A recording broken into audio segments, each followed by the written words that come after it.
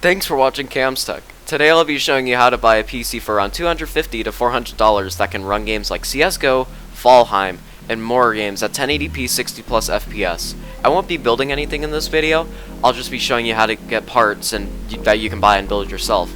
Now let's get started.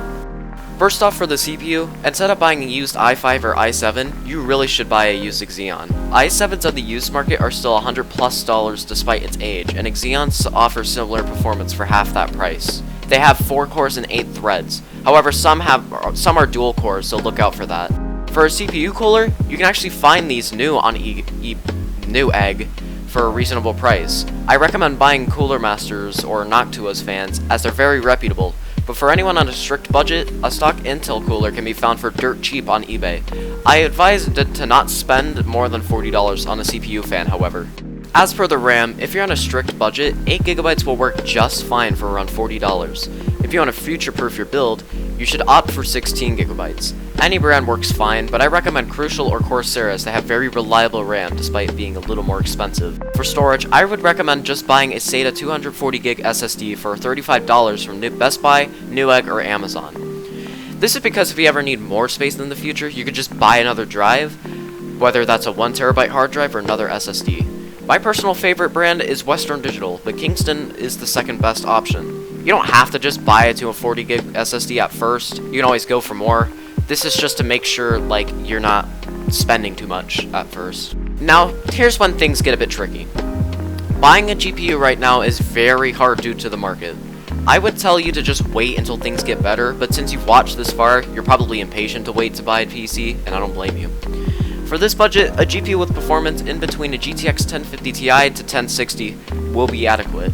To know what to buy, the GPU must have at least 2GB of GDDR5 VRAM, and don't buy anything new, due to the market right now.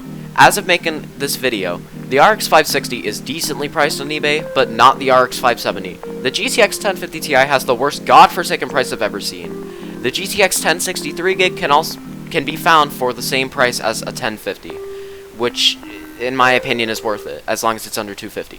The 970 is an okay price of around $250, and it performs a little better than the 1060. For extreme budget builds, a used RX 550 or GTX 750 Ti will be fine. They're around $100 used. A power supply you'll want will greatly depend on what GPU you're going for. You can Google power supply for whatever GPU you have, and you'll get your answer instantly. Just make sure the power supply you want is at least 80+ bronze and isn't under $30. If it isn't graded and is cheap, it's a ticking time bomb. I'm not even kidding.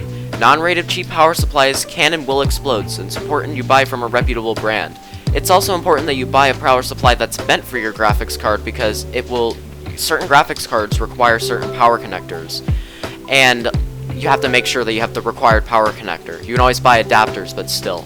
If you bought an RX 550 or GTX 750 Ti, or any card that uses less than 75 watts, even the GTX 1050 Ti, any power supply should work. All of these components are going in a case.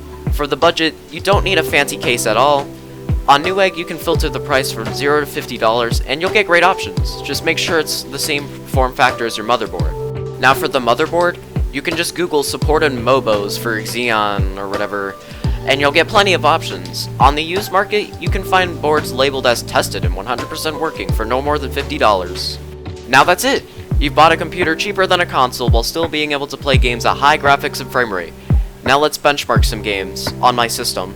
It has an i7 3770K, 16GB of RAM, and a GTX 970. CSGO ran at 200 to 300 FPS at 1280 by 960, a competitive resolution, at low settings.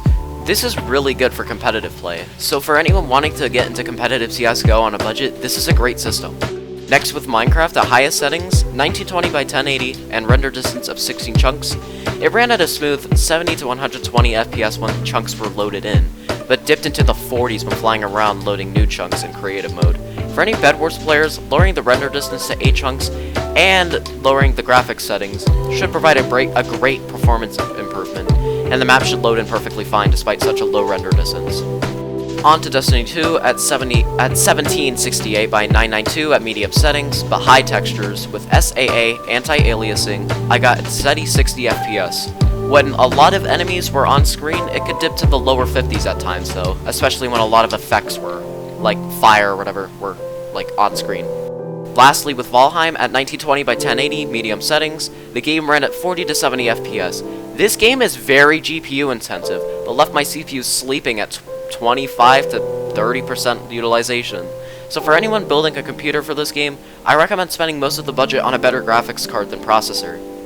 And that is how you build an affordable PC that can play all games that you throw at it with great frame rates.